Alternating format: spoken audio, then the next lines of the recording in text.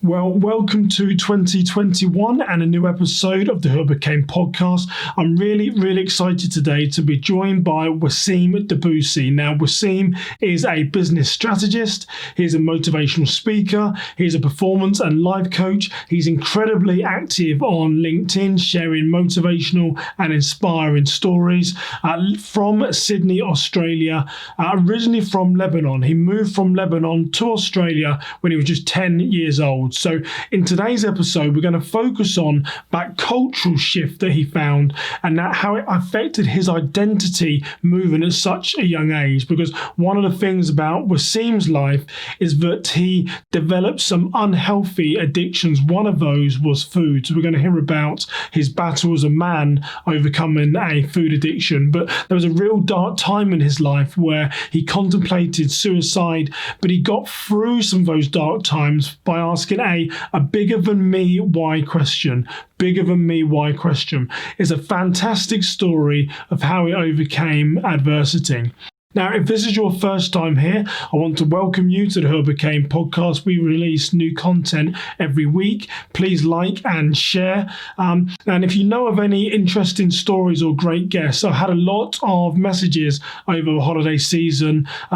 Really good to hear from you guys that listen in week out. So please let me know what you're thinking of the episodes. And if you do know someone that you feel I should reach out to talk to, please contact me either via LinkedIn or via my Instagram page, which is just at Simon Osamoh. So without further ado, let's dive into this week's episode as we kick off a new year with what I've titled How a Change of Culture Affected My Childhood with Wassim Dabboussi.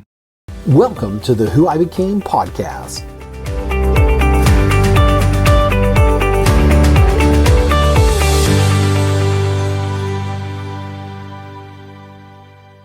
And I want to introduce today Wassim Dabboussi from Sydney, Australia, and hopefully I've got your name correct. I'm terrible with pronunciations.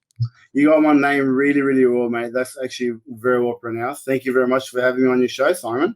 Yeah, well, welcome. And I know me and you connected via LinkedIn because I saw one of your posts and it really intrigued me. And I was thinking, I know my listeners of Who I Became are going to get a lot out of a conversation with you. And one of the things that I love was your openness and transparency. So, really pleased that you're joining me. So maybe start off telling the listeners a little bit about who you are and the work that you do. Okay, so I'm a migrant to Australia. I've been here for about 32 years now. I came when I was 10 years old. My entrepreneurial journey started about 17 or almost 18 years ago now, 2003. Currently, I work with entrepreneurs, helping them build sustainable online businesses. Yeah, and one of the things that really struck me when I saw your LinkedIn post and you sort of touched on is that, you've been an immigrant to Australia, and I know that you moved from Lebanon when you were around 10 years old. And so, Australia was a bit like England, but very much, mostly more so than England. It's a real melting pot of different cultures. What was the transition like from going from Lebanon, where I'm assuming you spoke little English, to then to Australia? I actually spoke no English because, as most people may or may not know, as a lot of people do know, Lebanon was colonized by the French, not the English. So French was the second language that we learned in Lebanon. So I came to Australia speaking Arabic is my first language, French is my second language, and knew not a single word of English.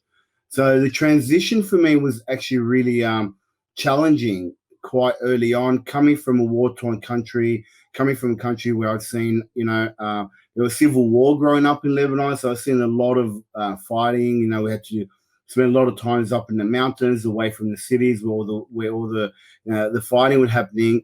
And then coming to Australia, it was a peaceful country, but I had to fight my own battles to find who I am and who my identity is as a new Australian who spoke no English, trying to find where I fit in society.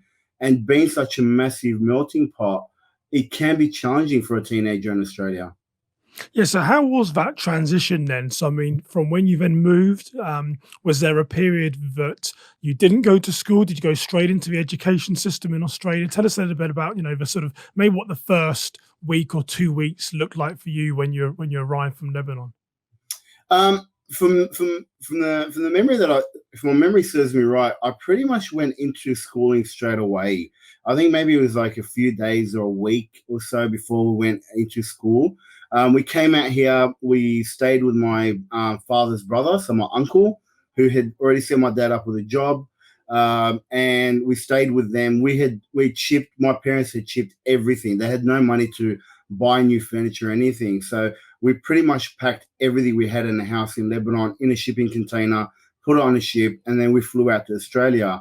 The first 3 months were very challenging. We just went from house to house, from one uncle to another uncle. We spent a couple of weeks here, a couple of weeks there, and they all accommodated us until our shipping container arrived to Australia. But come entering school, we pretty much went into school straight away within a couple of days or even a week. But it obviously didn't go into mainstream classes. We went into what they called I can't remember the name of it back then, but now it's called English as a second language. So we went into a special education class where my sister and I and other students, that had challenges with the language, would go in there to learn the English language. So we were pretty much, during school, like during recess and lunch, we weren't segregated, but throughout the day, we were pretty much segregated from the rest of the school. Yeah, and so I mean that must have brought challenges as well. But you go to a different country, different culture. We can't speak the language. You're put into this sort of special needs, if you like, special ed for those that have English as a second language. So you're already at a sort of a bit of a disadvantage. I mean, what was there? Was there bullying? Was there name calling? What did the integration look like when you sort of first started to go to school? Well, funnily enough, I remember this one kid in my ESL class who was born in Australia, but his English was really, really bad. And the bullying started from him. And he was in the class with us. Interesting. And the bullying started with him against me and my sister. And we stayed at that school for a couple of months. We started to learn a bit of English and whatnot. And then we got integrated into mainstream. So by the time I got into year 5, I was integrated into mainstream classes, but still I was put into the lowest classes where the challenge students were, because of the challenges we had in understanding language. So that caused another whole bunch of issues because you are in the supposed dumb classes at the time. So during recess and lunch, you were always an outcast. So growing up was really challenging up until about year 11. Yeah, and what about maybe sort of cultural barriers that might have existed? Like I said, I mean, Australia is like England; it is a big melting pot of different nationalities and different cultures and ethnicities. What was it like, sort of culturally for you there? Was there any sort of racism that you felt, or any sort of prejudice towards you being a sort of a foreign national coming to the school? I definitely did. Definitely growing up, one of the challenges that we had was my parents decided to move to an area in southwest Sydney where there was a high Asian population. So I'm pretty sure, just like England, when different cultures come, they start to congregate around the same type of areas. So they start having different suburbs that are all known for different cultures. So, when my uncle first lived, there was a lot of Lebanese, a lot of Middle Eastern people living there. But one of my aunties lived in an area where there was a high Asian community. So my parents moved there, and I still hadn't had my own strong identity yet. So I was already not an Australian. I was a Lebanese, and I was sitting in another, high Asian population where again I didn't fit in. So that was really, really challenging for me during, probably from year 6 to about year 8, year 9, until I started to find who I am and stand up for who I am and speak up for what I believed in. And that caused its own challenges because during that time, where we live, we're just on the outskirts of the drug capital of Australia. And there was a lot of violence, a lot of gang violence there. And staying out of that was very challenging, and keeping your head out of water, out of Yeah, water. yeah, and it must be very interesting because I immigrated to the US 9 years ago. Now in my 40s, so I'm very much English, a strong culture, and at some point, I'm sure I'll go on to become a US national. But I'll always have sort of a strong sense of identity. But with you just being 10 years old, it's very sort of difficult to sort of merge those two cultures. So I guess, have you ever sort of reflected in your life, or people sort of raised to you surrounding, are you Lebanese? Are you Australian? Do the two cultures sort of merge together? So I guess, looking back on your life, what do you say you are now? Well, right now, I definitely identify as a Lebanese Australian because Lebanon is where where I was born. So I do identify with my heritage. My children identify as Australians because my wife is again from a different culture. I married to an Italian culture. But funnily about what you said, in my early teens, we went back to Lebanon about 3 years, 3 or 4 years after being in Australia. We went back to visit with my family. And when I went back to Lebanon, my cousins and my aunties, and I was called the Aussie.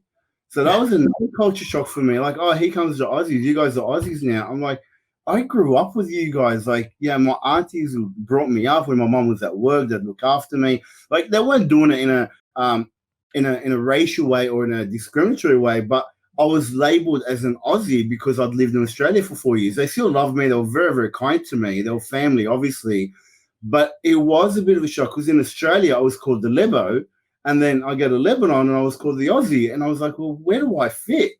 And being 12, 13 at the time, that was really challenging. And there was a massive cultural gap between my parents and I because they didn't understand the Australian culture. They've only been in Australia for 4 years. They didn't. My parents came out here purely with the intention, we'll be out in Australia for a few years, we'll make a lot of money, and then we'll go back to Lebanon and live there.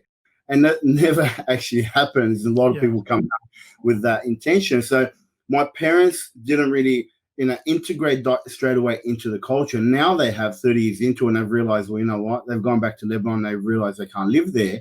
So they started to integrate after going back and recognizing that it's no longer a valid, viable solution to go back.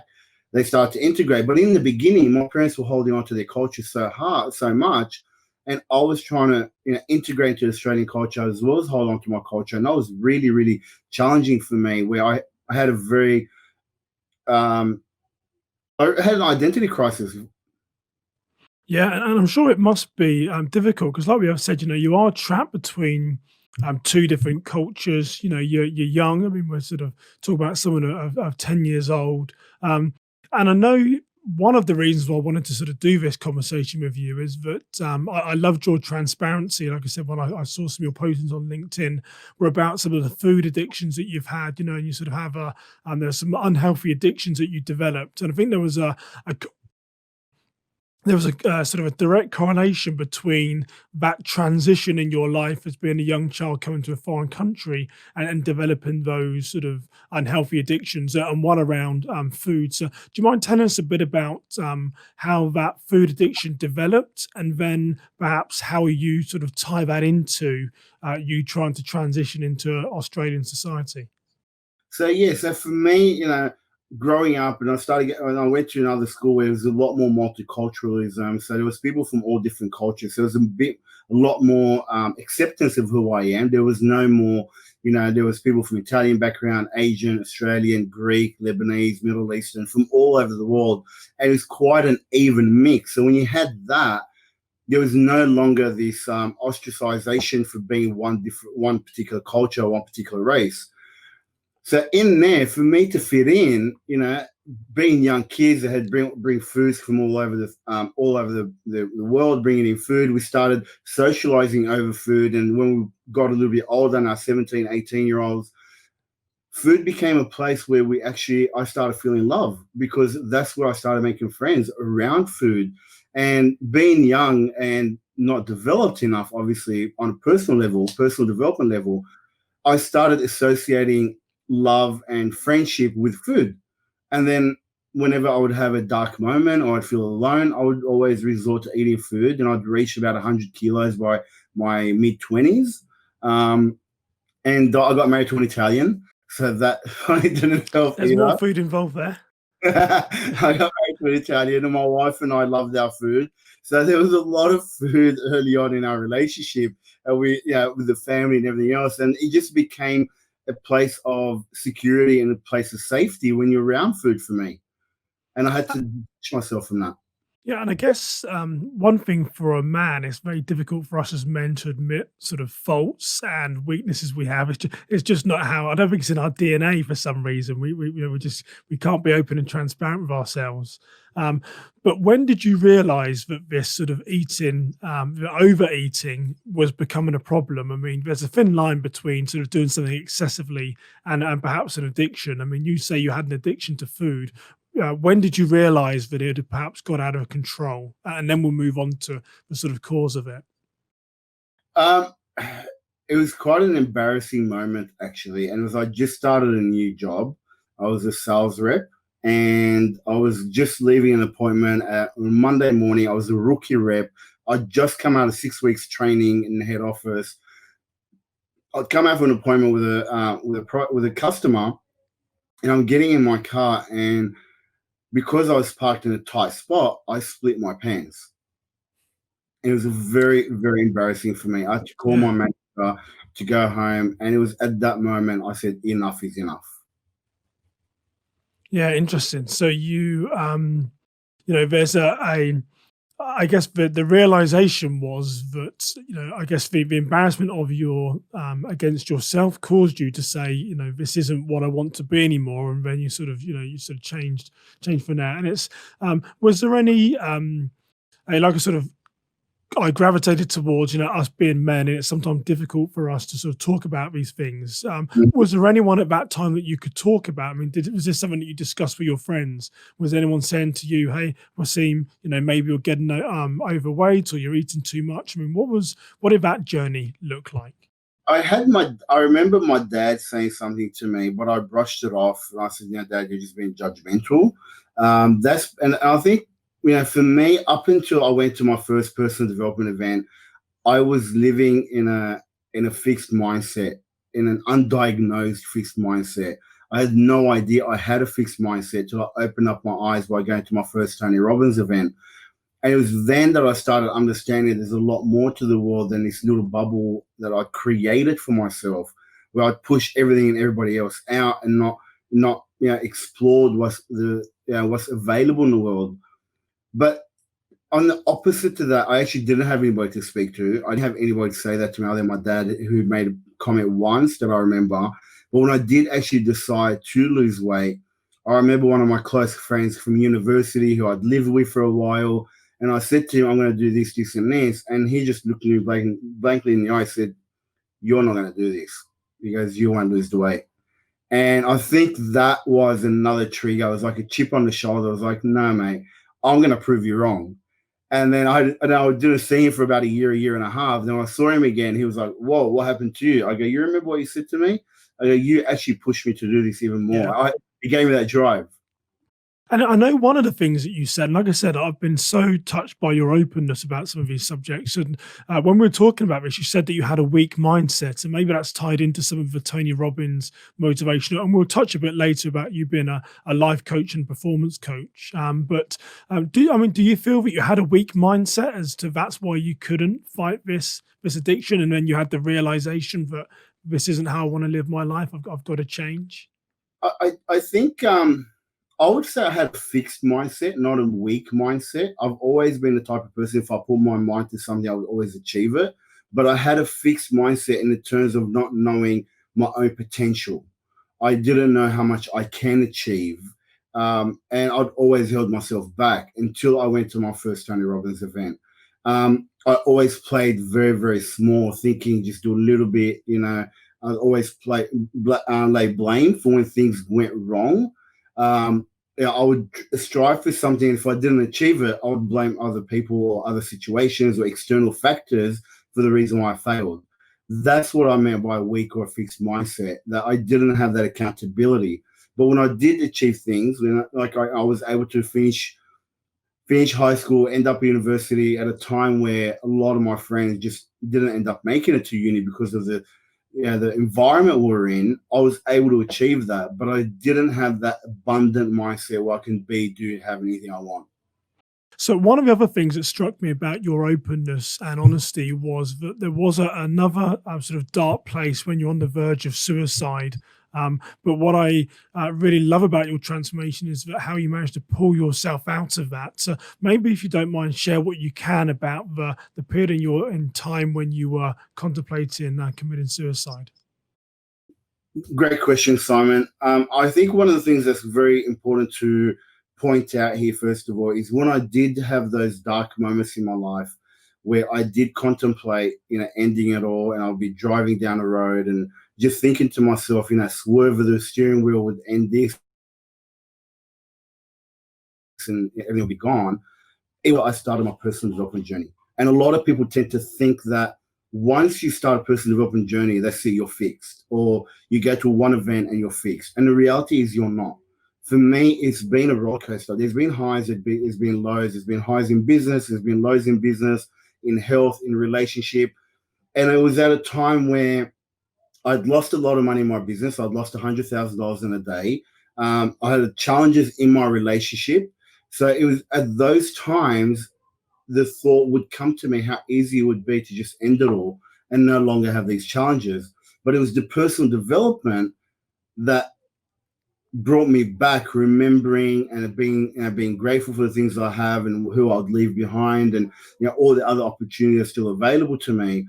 Had those same challenges come to me, say, before I started my personal development journey, I don't know whether that mindset would have been able to get out of it. So the main thing here is, just because you are on a personal development journey, don't think you're not going to face challenges, because you will face challenges. And the personal development is going to help you overcome and deal with them better. Yeah, and it's so interesting when you talk about that, specifically to meet someone who's come out the other side. But I know from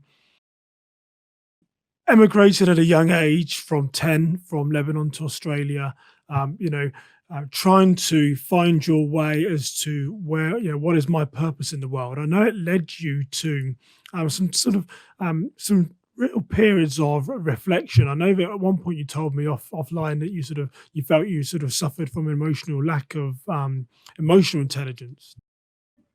But I know that we spoke about your parents, and in a respectful way, you said the transition was also hard on your parents, and they didn't really necessarily tee you up for success in the move. So, if you don't mind, tell us a little bit about what you meant by that. But your parents, but for your parents struggling the immigration, it then sort of also affected you and your siblings. Yeah, I mean, first of all, I think it's very important to mention that I believe everybody does the best they can with the tools they have. And even though my parents, coming out to Australia, they had a fixed mindset. I mean, they grew up most of their life, they got married, they started a family in a country where there was civil war, where I'd remember as a child, a soldier would come up to me and be walking with my parents, or be in the car, would get pulled over, and the soldier would come up. And the soldier wouldn't ask my dad for ID, but he'd look at me as a 5, 6-year-old child and go, "Where does daddy keep his gun?" It was that type of entrapment that my parents had to constantly live with, and that fear that they still brought with them when they came to Australia. And put on top of that, they knew nothing about the culture. My mum was like me. She was a teacher. So my mum was a teacher, but she spoke only French. My dad had a little bit of English education, but he dropped out of high school at year 8 to start working. So they had a very fixed mindset.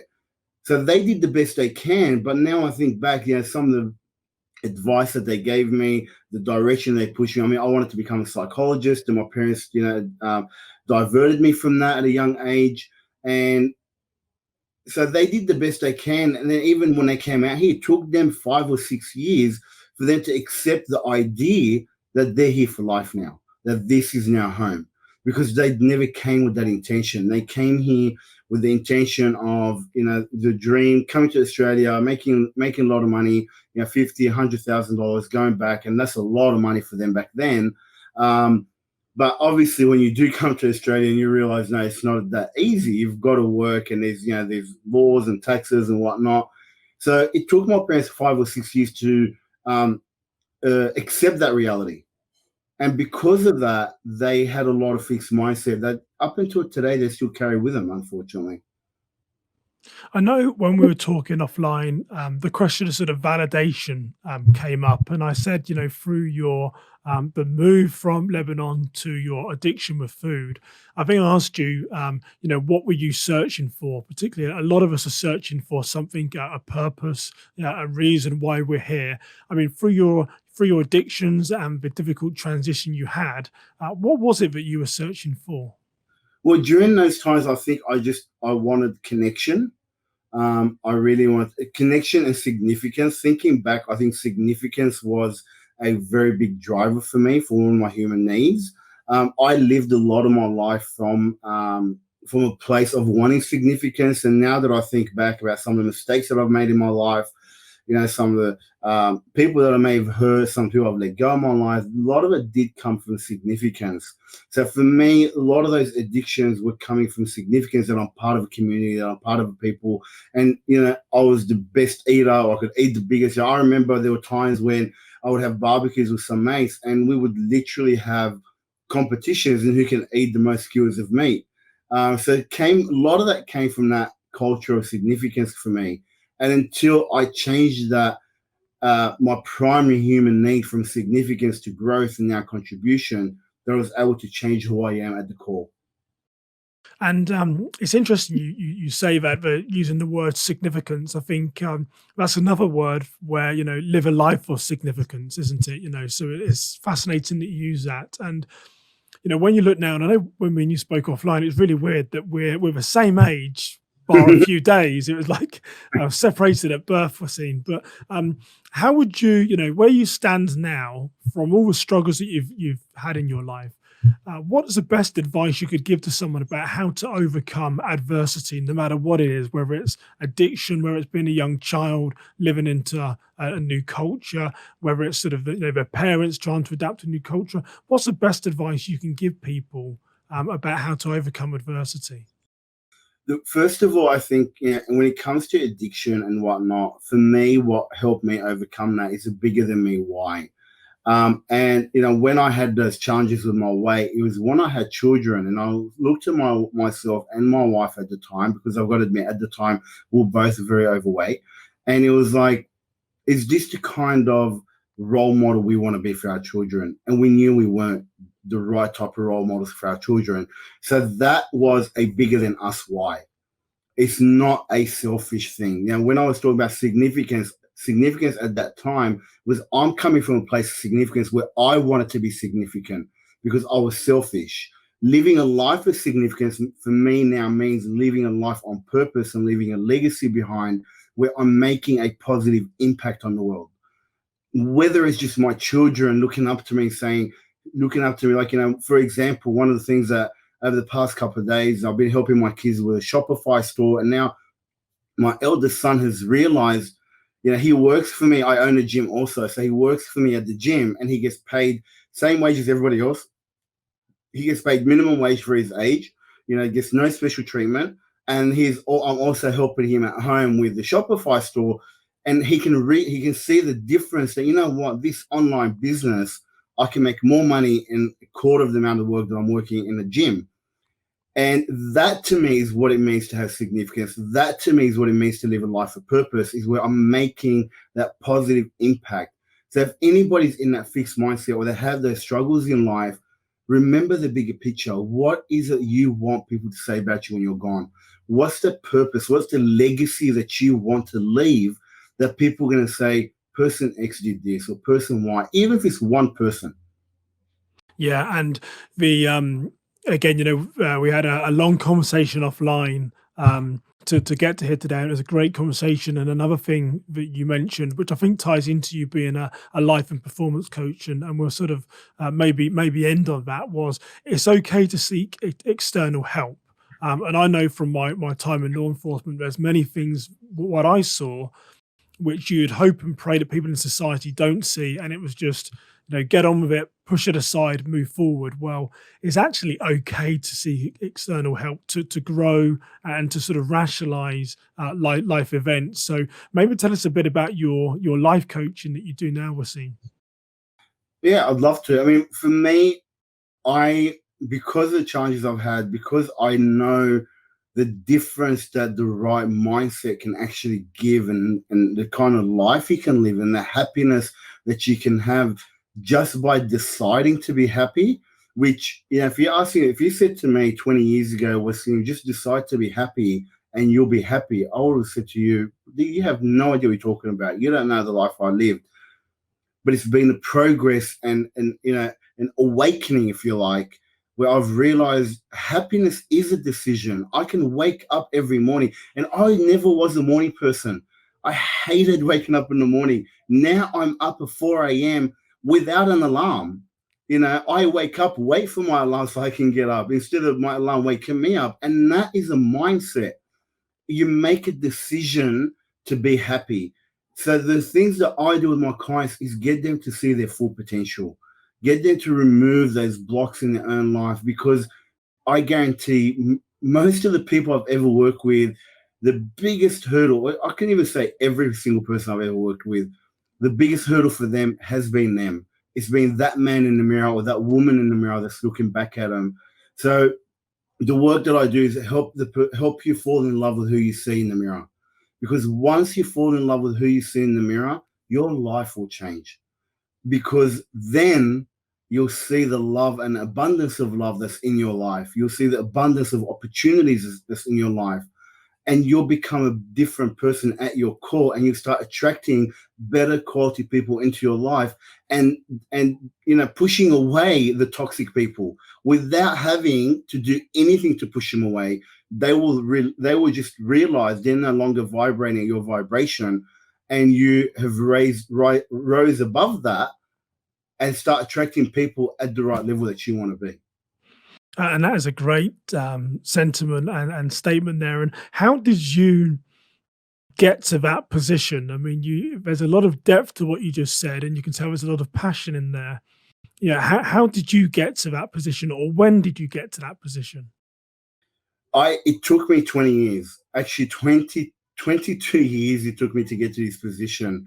For me, at a young age, I knew I wanted to become a psychologist. At a young age, I actually got into university for psychology. And like I said, my parents, God bless them, they did the best they can. They didn't see future in psychology. They persuaded me from changing that to a completely different field in IT, which, look, I love IT. I'm a very tech savvy person. I'm an early adopter, but it's not a passion that I want to work in.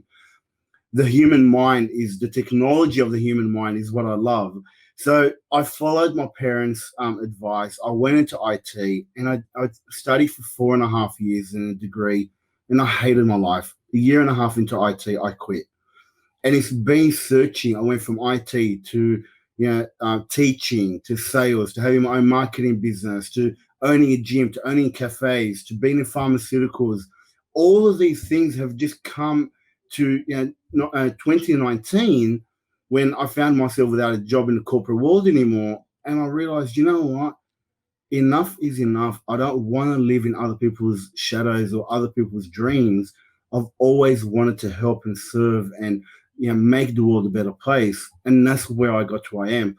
But I think back, everything that's ever happened to me has led me here, and they've all given me the wisdom, the experiences to know how to help and deal with other people. Yeah, and I think for all your experiences from a child to where you stand today, I guess would you believe, Wasim, that everyone has that transformation inside them? Everyone has a purpose, but sometimes they need help to draw that out. I mean, for you it was time, but what would you say to that? 100%. That statement is 100% correct. Every single person in this world has something to give. Every person in this world has more to give than what they're allowing themselves to give.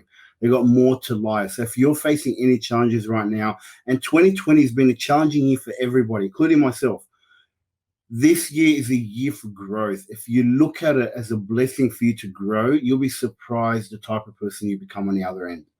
So I do believe every single person has a lot to give to the world if they make the decision to face the challenges that will come with making those changes, because the reward on the other end is very, very substantial. Yeah, Wasim, it's been from when I read your first post on LinkedIn to me and you talking offline and to going through this conversation. It's been very inspiring, very heartfelt, and very very deep in some of the areas that we've touched. And I'm sure there's some people that are going to listen to this podcast that can relate to what you say. And if they do, I'd ask them to sort of search deeper, and if they know someone that could be going through some of the issues that you've gone through. Again, it'd be great if they would share this information. So I believe that we learn through the lives of others. So it's been an honor and a privilege to talk to you today. So what is the best way? You are a life coach, which is a very modern occupation, and there's life coaches everywhere. But I mean, you've certainly got the background to say, people should contact you. But what is the best place for people to get hold of you, Wassim, if they're interested in learning more about life coaching? So wassimdabboussi.com, or just look me up on Facebook or LinkedIn. Pretty much any social media, I've got an account. Facebook and LinkedIn are the main two that I use. So look up Wassim Dabboussi. Not many people with a name like mine, so it wouldn't be too hard for you to find me. So wassimdabboussi.com or LinkedIn or Facebook is probably the best way to find me. Yeah, and what I'll do within this podcast, I'll put all your links for social media in there because you, like me, have a last name of Osamoh and Dabboussi. They don't roll off the tongue like John Smith and stuff. So it'll help people find you. But again, really grateful that you took the time to speak to me and take us through some of your personal journey. So thank you for joining me on Who I Became. Thank you very much. I appreciate it, and I look forward to speaking to you again. I'm Simon. Thank you for joining us for the Who I Became podcast. If you are enjoying the discussions between Simon and his guests, make sure to subscribe, rate, and review, as well as share with your friends on social media. Once again, thank you for joining the Who I Became podcast.